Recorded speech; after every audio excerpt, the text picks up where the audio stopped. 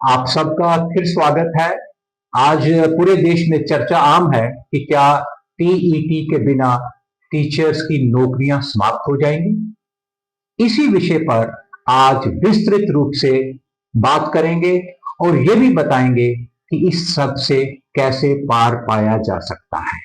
माननीय supreme court ने 1 अगस्त 2025 को एक अहम फैसले में कहा कि माइनॉरिटी स्कूल्स को छोड़कर बाकी सभी स्कूल्स के शिक्षक जो क्लासेस 1 से 8 तक पढ़ा रहे हैं, उनकी अपॉइंटमेंट्स और उनकी प्रमोशन बिना टीईटी क्वालिफिकेशन के नहीं हो पाएगी।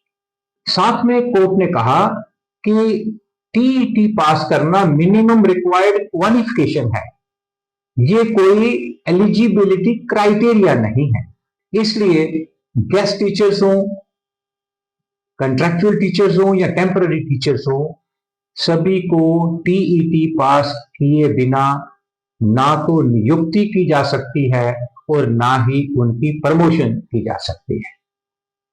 जहां तक माइनॉरिटी इंस्टीट्यूशंस का सवाल है, माननीय उच्चतम न्यायालय ने कहा कि जहां तक राइट टू एजुकेशन एक्ट का सवाल है कि ये माइनॉरिटी इंस्टीट्यूशंस पर लगेगा या नहीं लगेगा और उनके टीचर्स पे टीईटी एलिजिबिलिटी जो है वो लगेगी या नहीं होगी, इसके लिए उन्होंने लार्जर कॉन्स्टिट्यूशनल बेंच को जो है उसको रेफर कर दिया फॉर रिकंसिडरेशन। इसलिए before we discuss the Supreme Court judgment in detail, let's understand briefly the history of the matter and the controversy involved. The entire dispute is rooted in the Right to Education Act of 2009, which was implemented on 1st of April 2010. Section 23 of the Right to Education Act, it mandates that any person possessing minimum qualification as laid down by the academic authority shall be eligible for appointment as a teacher. And CET qualification is part of the minimum qualification required to be a teacher. The central government accordingly appointed National Council for Teachers Education as its academic authority through a notification dated March 31st, 2010. In the year 2010, NCTE issued guidelines.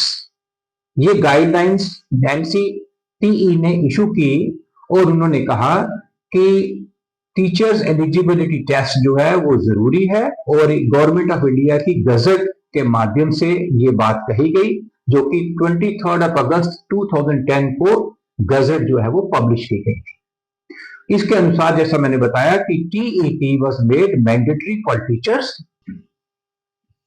2017 में parliament ने right to education act को amend किया, जिसके अनुसार teachers जो काम कर रहे थे उनको कहा गया कि आप अपनी क्वालिफिकेशंस जो अदरवाइज आपको 2015 तक खत्म करनी थी, कंप्लीट करनी थी, आपको 4 साल का और समय दिया जाता है।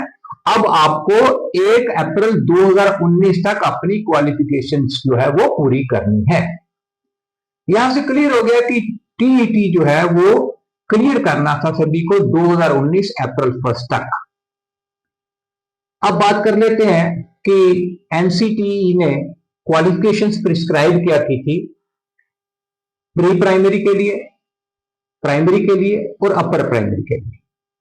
प्री प्राइमरी के लिए जो क्वालिफिकेशंस तय की गई थी वो थी कि एनटीटी होना जरूरी है और बीएड जो है वो नहीं चाहिए। प्राइमरी टीचर्स के लिए जो क्लास 1 से 1 to 5 है, उसके लिए कहा गया था कि senior secondary along with 2 years diploma in elementary education ये होना अनिवार्य है।